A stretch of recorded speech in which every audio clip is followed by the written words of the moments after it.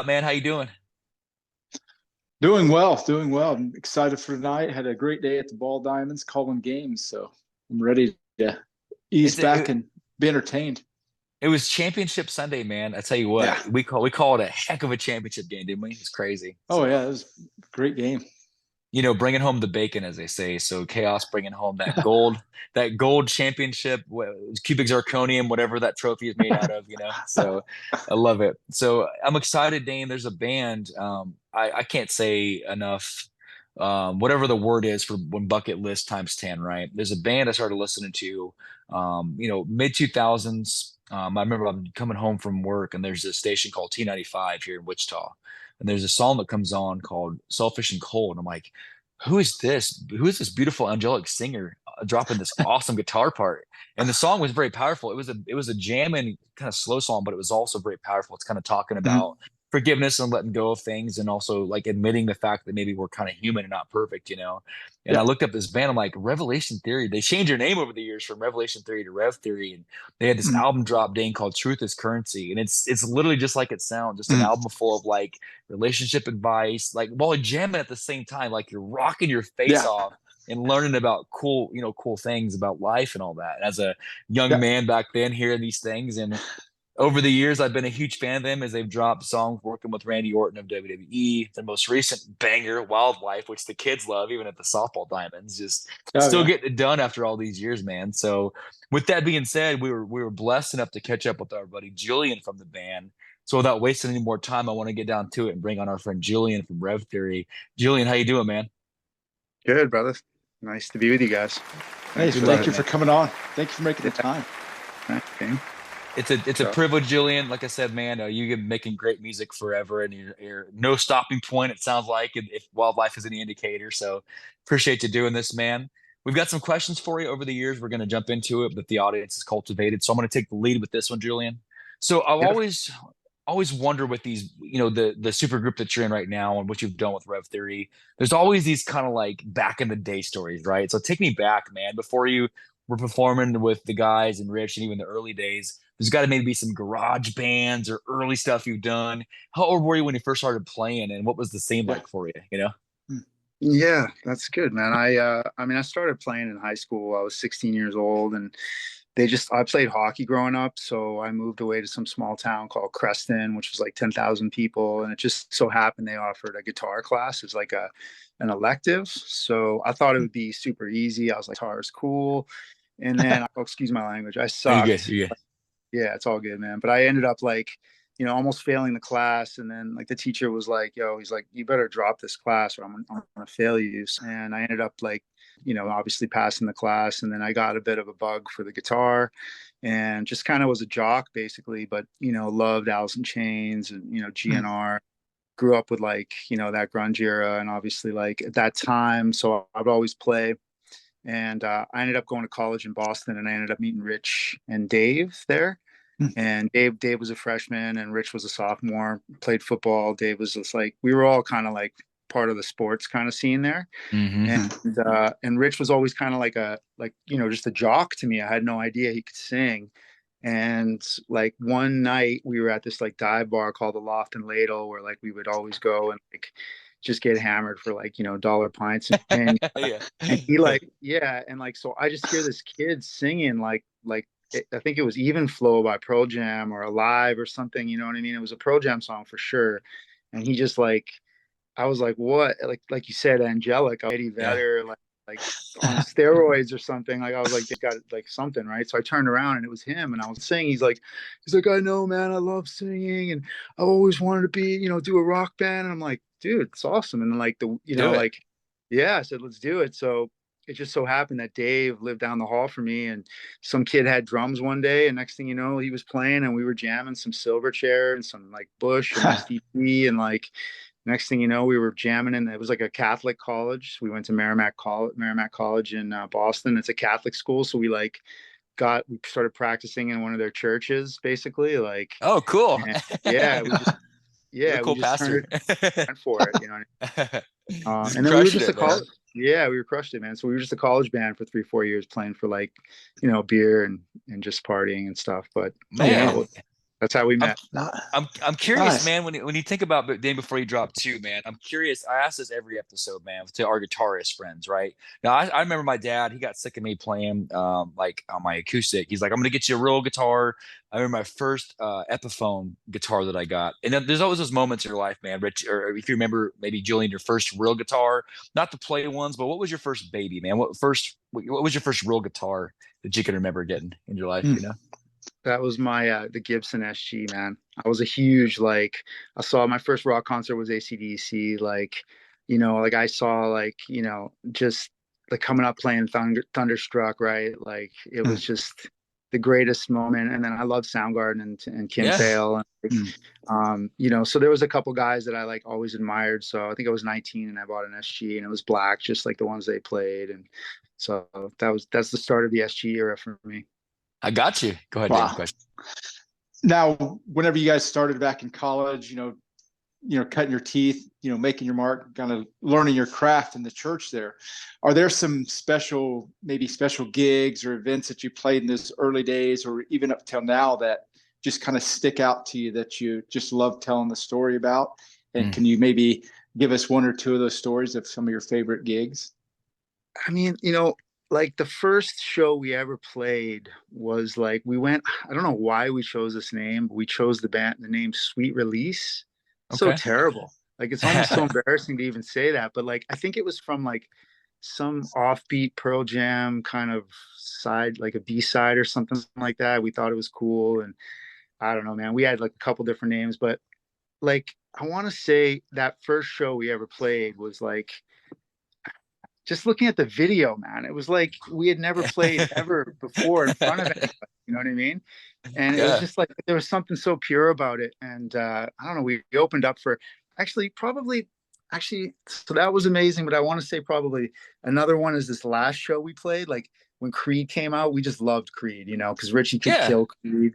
And obviously My Own Prison, and then Higher came out, and then like the last like our senior year, like Edwin McCain was coming to play the college. Like Edwin McCain was like the hired like big act, and they're like, "Oh, we got a gig opening up for Edwin McCain." Like it was such a big deal. And we did this like video thing, and we closed with Higher. Like we were just like this, like just the best Creed cover band in the world, right? Like just like this. And it was like a theater, right? Like it was like a theater, so everyone was sitting and stuff. Like it was just not a rock show at all. And like Edwin McCain comes on after and just sings like "I'll Be the Greatest Thing," whatever his song was, like yeah. I'll be your kind shoulder. I mean, That's a banger, dude. it's a great song. It's a huge hit. Like he made a lot of money off of it and stuff. But it was just it was cool. Like for us at that moment, it was probably like like whatever that the marquee That's awesome event for us. Yeah. That's cool, man. And since then, obviously, and no disrespect to Edwin, you guys have took a different genre style. Obviously, thankful. Yeah. But I love the early memories, man, and stuff like that of from where you guys started. Obviously, doing some time with the WWE stuff. That's pretty cool. Probably working with Randy's crew, I'm sure, man, doing WWE songs, and it's just your career continues to be. You're leaving a mark on rock and roll, man. Like I said, you can't be as good as you guys are and not be far reaching. Speaking of influence, man, and kind of the mark that was left on you, Creed. No, I don't. I'll say this. I got to pause, Dane. I don't know how anybody can ever say it's almost like these jokes out there. I love Creed. I don't care anybody says. I still bang them every day. I love Creed. I don't care. Maybe it's a kid saying that, but I love it. So thank you, Julian, for also admitting that they're one of the greatest bands. With that influence being said, I'm curious, Julian. Obviously, Alice in Chains, that's a big one. Creed's huge. You mentioned S2.EP and all that. Even Soundgarden. If you had to pick maybe a one or two, maybe a couple guitarists on you, maybe stylistically, who's a couple of your favorite guitarists that have left a mark on you as a musician? Well, that's a great question, man. I mean, the great thing about like grunge music that happened, it kind of allowed a guys like I was never a virtuoso, you know what I mean? But I think like there was something raw and primal and almost punk rock about what Nirvana, obviously there was punk roots in what they were doing and stuff. And it's like there was sort of this melding of metal and punk and obviously turned into whatever you want to call it. But like I just loved the grooves of Smashing Pumpkins. But I think like and obviously like Dean DeLeo and the DeLeo brothers, I think like they had a huge influence on me. I think like I think like Soundgarden had a huge, I Yeah. think Jerry Cantrell, like Mm. all those bands were like, you know what I mean? They were able to write super cool, hooky, groove kind of centric, like, Yeah. and I think like Dimebag, like as Yeah. far as like he was a virtuoso, but he was kind of a virtuoso of the people, like Right. he was able to write like grooves that his brother just Yeah. kind of like took their their sort of Van Halen influence and like turned it into something that like influenced all of us in some way, Mhm. right? And so I think those at the core, obviously, like I was sort of like touched by so many other little pop rock versions of that along the way, which culminated into like obviously Creed and then Nickelback, and then Hmm. that whole movement of like the resurgence of like the 2001 era, where we got sort of inspired by the bands that were around us, like the Seven Dusts and the Deftones and the Biscuits and the Corns and like Yeah. that kind of like, yeah, Mm. and Puddle of Mud, and that started to, and Seether, right? Like those bands started to Yeah. pop off and ride. This is a lane for us, right? Like because Mm. we sort of saw those influences in us as far as like Rich, Dave, and me. So yeah, man, I know that's a bit of a long way to answer your No, it's question, good. I but love it. No, I I love love it, it. man. I think it's neat though too, Julian, before Dane you take four, you got to think about this too, Julian. You said it very clearly because we've had our buddy on from Seether and a couple of ones you mentioned. You've got you guys, Seether, Puddle of Mud, this movement, and all of you have left a mark on music. Yeah. It's like your mark will never be forgotten, man. It's this, mm, there's so many gems in this past 20 years that you guys, I always tell Dane this when we're talking about music prep. All the good bands have been around for at least 10 or 15 years, in my opinion. I'm no Yeah. disrespect to modern music and all that, whatever, but like the good bands are at least going back. And then your influences are from 90s rock, right? That's where you come from. mm. That's Yeah. what you cut your teeth on. So I just love to hear that good music never dies, as me and Dane talk Yeah. about all the time. Definitely. So go ahead, Dane. I'll fanboy out if you don't bail me out, man. So And even to kind of add on to that, and it's constantly evolving with what you do. I mean, the sounds that you go and you pull from different places, you guys take it to the next level, which is great for me to hear because a lot of these bands that Josh listens to, he'll say, "Hey, check this out," and I'm nothing but blown away because I come from that same era as well, from the '90s, that grunge, and what you Mm, guys are doing takes it another level. So keep doing mm. what you're doing. Thanks, Um, bro. so that kind of takes me to the next question here. As we're in October now, looking forward to the end of the year and going into 2024, what do you see for yourself and your bandmates coming on the horizon? Are there some big things coming up that you guys want to talk about? yeah. Yeah. Yeah, no, it's a good question, man. It's been an interesting probably last 10 years for us, right? Like we really stopped being a touring band. Like Mhm. we don't get together and make music in a room together. Like we're Mhm. not, and that's kind of changed. Like I was sort of the engine for the creative side of things, and Rich was an awesome collaborator, and so was Maddie and Dave. Like us Hmm. together as a band, we haven't made music together, and so it's been a bit kind of sad actually, because I feel like our best stuff was kind of when we all worked together, Mhm. and there was a bit of a split in 2015, 2016 with our last record, The Revelation.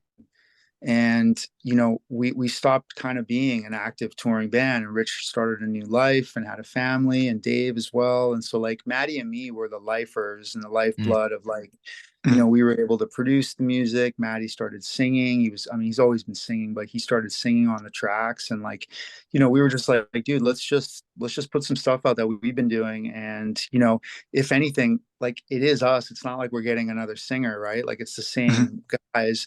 So we put out like Remember Me, and we put out like, One Can Walk Away. And we put out over the last 5 years, Maddie and me have put out like, 7 or 8 bangers again that we sort of Mhm. wanted to culminate into a record called Salvation Nowhere, which we've Yep. sort of been sort of alluding to the fact that we're going to release something like that. And the last couple of years, I've sort of taken a bit of a hiatus personally just to get healthy. Like I had to get mentally and physically healthy, and now I'm back being like, okay, let's finish what we started there. And Mhm.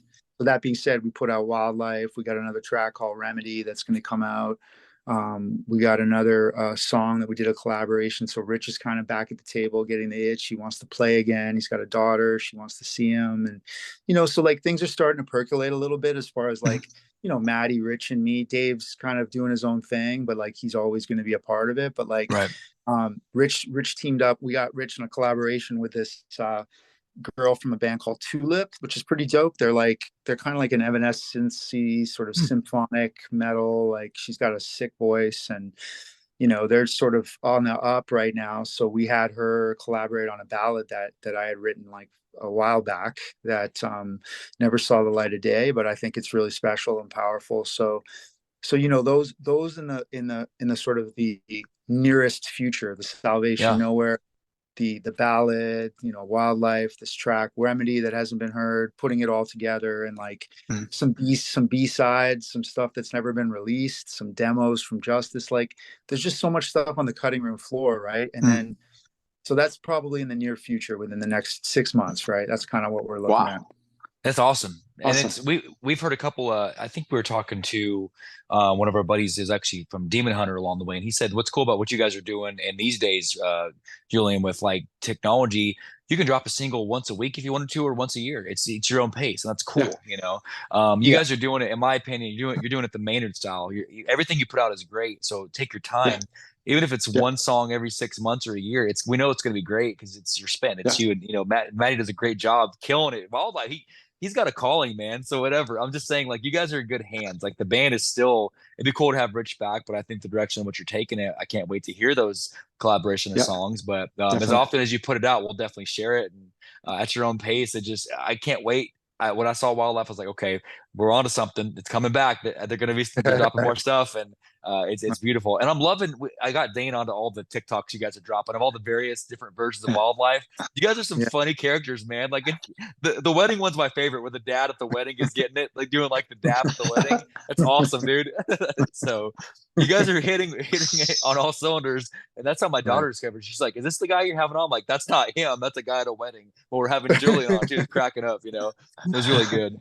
I love it, man. You're very, very creative with that. So there is a segment, Julien, I'm going to make you laugh for a little bit. Hopefully you've already laughed, but me and Dane have a segment that we have created with the audience. So our audience worldwide has helped us with something called Rapid Fire. Now, what this is, me and Dane make a bet on you, Julien. We bet on what we think you're going to say to these answers. So you're actually, one of us is going to win against you, believe it or not. And what this is, it's 5 questions, and you got to pick one. You can't not decide. You got to pick one.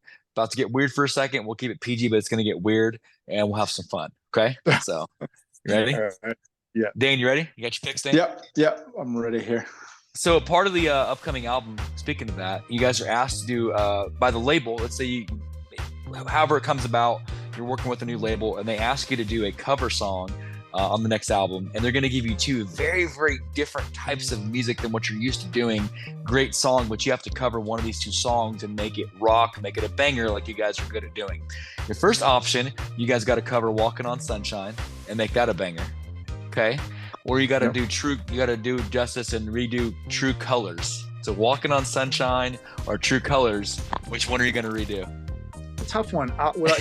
This is my thinking, right off the bat. True Colors, I love that song. You're talking about Cyndi Lauper, right? Right. Yeah. Yeah, it's a great song. So out of those 2 songs, I would say I will go True Colors. As far as I like it. But what I would choose to make a banger is Walking on Sunshine, just because I feel like someone's already done the True Colors one, and I've heard it and a couple different times, and I just like, be True Colors. You know what? Let's go with True Colors. There it is. I had you, man. I had you. Dan, what'd you have on that one, man? Oh yeah, I had True Colors. I had fingers crossed on that one. That's a tough one. I got you. Yeah. So we're tied on that one, Julien. I appreciate it. So Dane, we're tied on this one. This next one, I know you guys have had some good involvement with WWE over the years, right? Obviously, Randy's been real cool, and I love the voices stuff. But what they do is they ask you. They say, "Hey, we're gonna go something different. We don't want you to make a song. We want you to be a tag team partner for one of these 2 epic wrestlers at WrestleMania." They ask you, Julien, to step in and be the tag team partner for either A, Undertaker, or B, Shawn Michaels, who's going to be your tag team partner in the next WrestleMania. I actually had you I had Shawn Michaels. Name, what'd you have, man, on that one? I had Undertaker on that one. I'm just a big HBK fan, man. So anyway, so next one. So It's funny that you mentioned this, because I've studied you for a long time.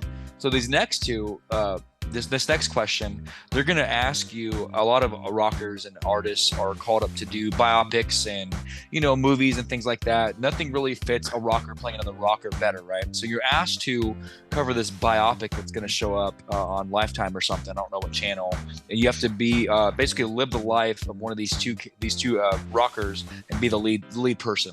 You can either cover and be Scott Weiland in the upcoming biopic on S2.EP, or you can be the guy, the main head honcho, and be Van Halen in the upcoming Van Halen biopic. Do you want to be Scott Weiland or Eddie Van Halen? You go. Weiland. I had it. Let's go, Dane. I had it. Dane, what'd you have? I had Eddie Van Halen on that one. Gotcha. It's tough, man. These are tough ones, man. This is tough. You can't go wrong with either answer, man. I love it. Exactly. Two icons. I love it. Yeah. I love it. So the next one, going a whole different direction. So Dane, we're tied right now. I'm hoping to take the lead with this one. So we're tied. You're called up to do a guest sports announcership commentary. They want you to be a guest color commentator for one of these two not so normal on the beaten path sports. They want you to be a guest co-host for the night on American Ninja Warrior, or B, you can be the guest co-host for the celebrity 3-point contest at the NBA halftime show. So you can be a part of American Ninja Warrior or NBA 3-point contest as a co-host. Which one are you going with? I mean, I got to say, man, right off the bat, to the heart, I'm an American Ninja Warrior fan. Yeah, let's go. And it'd be an honor to be a part of that production. Let's go. I had it, Dane. How about you, man? I had that. Oh yeah. That one's that show. My daughter watched it all the time. Yeah, me too. She watch reruns of it all the time. It's a great show. Exactly. Heck yeah. We'll have to connect you with Van sometime. We're buddies with Van, the American Bull Rider, man. We're buddies with him, so we'll have to connect you guys sometime. I'll get you guys connected. No, I promise. So last one, man. So the last question. This is gonna make you laugh probably above all of them. We're gonna go back to we're gonna say maybe something along the lines of maybe a Van's Warped Tour or something like that. We're gonna go back to about 2007 for this one. And for some reason, all the bands, Ozfest, we'll say that, all the bands are standing around and they want to do a game of Red Rover. They're like, we're just gonna do a rando game of old school Red Rover. So it's you and Rich and Maddie back in the day, Dave, we're all together, and you guys are doing Red Rover against Korn, and you get to have one other band help you take on Korn in this Red Rover match. Check this out. You can either have Huey Lewis and the News, or B, the Steve Miller Band help you guys play Red Rover against Korn. Which one you going with? Maybe all day. Huey Lewis, I got you, man. I love it. Yeah. So I actually had you for Steve Miller, man. Steve Miller. I had. I like Steve Miller, man. I like the music. I like the music better, but I just think like in a game to help me, like I feel like Huey Lewis is gonna bring that fire. Bring that news. Yeah, you know what I'm saying? Let's go. Well, man, that was an entertaining segment. So hopefully, Julien, in interviews past, you haven't had a segment like that. So appreciate your being a good sport there, man. Love it. That was very creative. Thank you for that. That was a joy. That was far more creative than most shows. Yeah. Appreciate it, man. So last segment, we'll give it back to Dane for the final segment. Dane, go ahead, man. So on this segment, Julien, we call it a open mic. We kind of skew to the younger listener that, they're up and coming, whether it's a musician or an athlete, to kind of help them along their path. So we ask our guests maybe to give our younger listeners maybe a mantra or maybe a philosophy that you've carried through the years, through your long career of music, to kind of help you get through these different stages and level up, so to speak. Is there something maybe that you could give our younger listeners to kind of help them along their way? Maybe some words of wisdom that you've learned through the years? No, I like that, man. I would say, if I was to talk to my younger self, is not abandon, I guess, one, like Terry Date was a producer that produced Justice, which was kind of a miss for us as far as sonically. And he's such a great producer. He produced like Soundgarden, and he produced like, Pantera and all these like legendary bands and stuff. And I remember we were in the studio with him, and he said, who are you guys listening to? Who's inspiring you for this? And we were like, well, we like Soundgarden, we like Zeppelin, we like, whatever. We were just kind of going down the list. And he's like, man, you got to listen to who they listen to. He's like, I think the most important thing is to sort of develop your own constitution and trying to be as creative with that foundation as possible. And I think reaching back into like stuff your parents listened to, you know, really like almost drawing it out, man. And like, you know, really like sticking to that, where it's like, you know, maybe you didn't like ABBA, right? But you know, maybe ABBA played like a part in your childhood. And I think like acknowledging and honoring where we come from, and you know what our parents listened to and what we're influenced by, I think, and then also the people that we loved, who they really listened to, and going further and further back down the rabbit hole of like the sort of the shoulders of the giants that we all kind of stand on. You know, to really honor that, I think, to do your due diligence and put that sort of effort in to sort of vision boarding, you know, that DNA for yourself. I think that that's really key as far as like, you know, developing a constitution to say, hey, this is why, and you know, and you can kind of like articulate it internally, and that'll help you articulate it in the music you write. I love that, man. That's wow. I'm latching on to something you said, because we talk about whether it's the music side or the sports side, kind of like you said, listening to what they listen to and kind of being a student of music. That's something I've seen that you have done over the years too. You has become a student of music, and that's powerful, man. Not just listening to the bands, like not just even for us, we'll say, hey, maybe not just listening to Rev Theory, but what is Rev Theory listening to? That's kind of cool. I like what you said about that. Like, okay, let's dig into what that's in their mind. So you want to add to that, Dana? That's good. Man. No, I just think that's a great way to put it, a great perspective for, you know, somebody young to, you know, don't just listen to this group. You can get so much more by listening to even further back. That's a great message. Yeah, man, well put. I don't think I've ever heard that in all the interviews you've done. That's a very powerful, like, little nuance there. I like that, Julien. Yeah, it's cool. Love it, man. Well, man, Julien, I'll tell you, man. Definitely no change here, and how much we love you. It's only grown after getting to speak to you. They say don't meet your heroes, but I'm glad I did, man. I've been watching you play for a very long time. It's an honor, man. Hopefully, as you guys continue to kind of produce and put stuff out there, let it be known this is an open invitation. You're welcome to come back anytime. I promise you, I will hook you up with Van. Van's my buddy, so I'll get you connected with one of our guys from American Ninja Warrior. Maybe just say hi or something. But we love what you do, man. We love at the same time. I want to say this last piece because we love that there's a even in dark times, there's a positive message about what you do. Whether I look at wildlife or you know, again, I go all the way back because I banged Truth is Currency for years. There's something positive through the healing of the dark times that you come out like it's okay to be real and raw and not just everything's, you know, sunshine. You can talk about real life, but still be a positive guy and talk about your struggles. And that's what the world needs more of. Hey, yes, we don't want to all be fake and just positive, but help me find a way out. What's a way to get through some of the dark times? And your music really does that, you know? So Thanks, I love man. that. No, I appreciate that. That comment about Selfish and Cold was pretty means a lot, right? Because that was back when when I was basically I was writing about stuff that was happening to me, and you know, Rich and me were, you know, putting that out to the world, and the fact that you heard that early on, you know, not a lot of people know that song, so that means a lot as well. So thanks, guys. Yeah, man. Of course, man. We're true fans. So just again, like I said, come back anytime. I know you're busy, man. So stay safe, and we can't wait to as more stuff comes out, we'll be sharing the heck out of it, and hopefully we can do this again sometime soon. Okay. Yeah, definitely. Absolutely, gentlemen. Awesome. It was a pleasure. Yes, sir. Take care, brother. Thank you for coming on. Right. Thank you. Gonna drop off, man. Take care. Awesome. All right. Later.